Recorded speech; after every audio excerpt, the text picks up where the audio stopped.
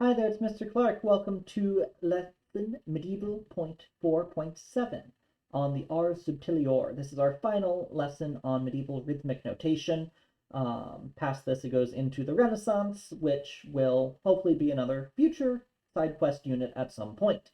But towards the end of the 1300s, composers started to have a little bit too much fun with rhythmic notation. So we had Ars Antiqua, Old Art, which covered modal rhythm and the Franconian Petronian notation. Then you had Ars Nova, New Art, which covered the mensuration.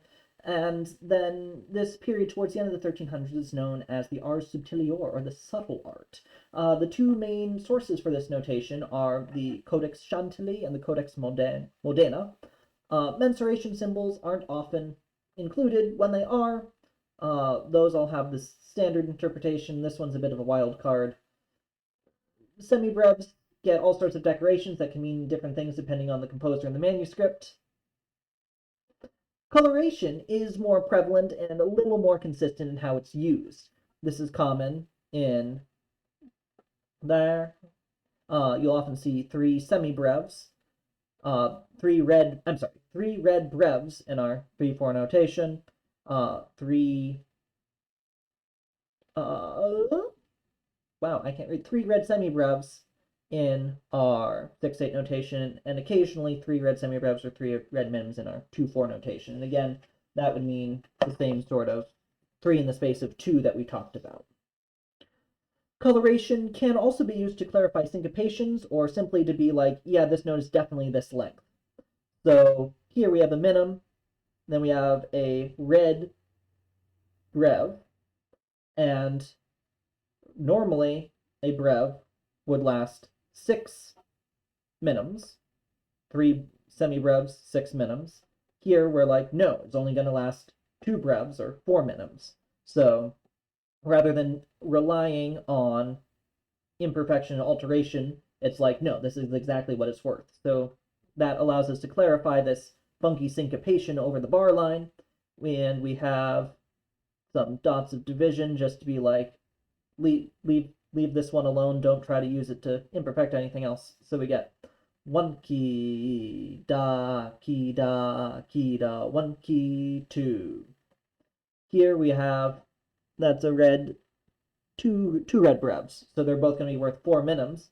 So that creates some funky syncopations. 1 key, da, 2. Sometimes red notes do the opposite and indicate dotted values for imperfect notes. So if we're assuming this is imperfect, which we would in this mensuration because everything's imperfect, then that would be equivalent to a dot of addition. 1, 1, 2. Here, both of those are red, so we, again, treat it like a dot of addition. 1, 3, 1, D. And here, we have 1, 2, da, 1, D, 2. When does it do this versus this? Context clues. Sometimes red notes turn minims into semi-minims. Why? When? Hollow red notes usually indicate a simple group in a compound meter. So we're in a compound meter 6/8 equivalent here. 1, 2 key da, 1 D, 2 kadimi. Sometimes composers would notate their music in run shapes, like circles or hearts. That doesn't affect anything, but it adds to the whimsy. So there's a lot of hand waving here because there's not a lot of generalizable things between various pieces. A lot of it was very idiosyncratic by composer, by manuscript, by piece. So we're going to work through transcribing music written in the shape of a heart, actually, together on the worksheet. But there's not too much that I can say generalized here. So enjoy our Subtilior notation, and I'll see you next time.